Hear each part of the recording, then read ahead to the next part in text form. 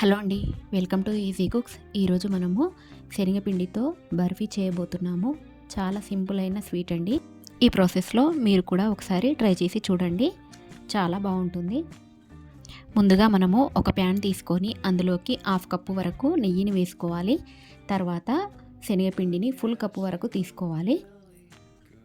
ఇప్పుడు మనం శనగపిండి నెయ్యిని కలుపుతున్నాం కదా, ఇదంతా ఒకసారి ఇట్లా పొడి పొడిగా అయిపోయిన తర్వాత మనం కొద్దిగా వేయించిన కొద్దీ ఇట్లా లూజ్ అయిపోతుంది. ఇలాగా ఈ కలర్ వచ్చేంత వరకు శనగపిండిని వేయించుకోవాలి. తర్వాత దీంట్లోకి ఒక 2 స్పూన్ల వరకు పచ్చికోవా ఉంటే వేసుకోవచ్చు, లేకపోతే స్కిప్ చేయండి. ఇప్పుడు మనము శనగపిండి మిశ్రమాన్ని పక్కకు పెట్టేసుకుందాము. ఇప్పుడు పాకం కోసము ఒక ప్యాన్ తీసుకొని అందులోకి షుగరు 1 కప్పు వరకు వేసుకోవాలి. కొద్దిగా వాటర్ వేసుకొని ఇలాగా తీగ పాకం వచ్చేంత వరకు కలుపుతూ ఉండాలి. ఇలా వీడియోలో చూపిస్తున్న తీగ పాకం రావాలి. వచ్చిన తర్వాత ఈ శనగపిండి మిశ్రమంలోకి ఈ పాకాన్ని వేసేసుకుందాము. ఈ పాకాన్ని ఇందులో వేసేసుకున్నాం కదా, అంతా కలిసేలాగా ఒకసారి ఇలా కలుపుకోండి.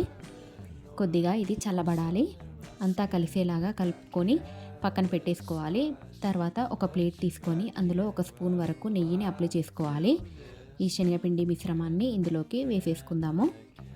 ఇలాగా అంతా స్ప్రెడ్ అయ్యేలాగా వేసేసుకున్న తర్వాత ఇలాగా కొద్దిగా డ్రై ఫ్రూట్స్ వేసుకుంటే బాగుంటుంది.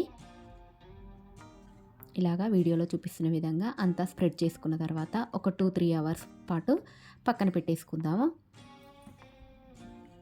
ఇలాగా కొద్దిగా చల్లారిన తర్వాత ఇలా కాట్లు పెట్టుకొని పక్కన పెట్టుకోవాలి.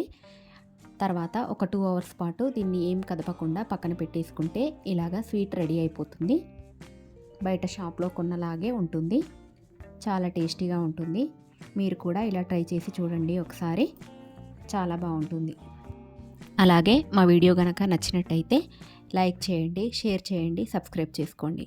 Thank you for watching.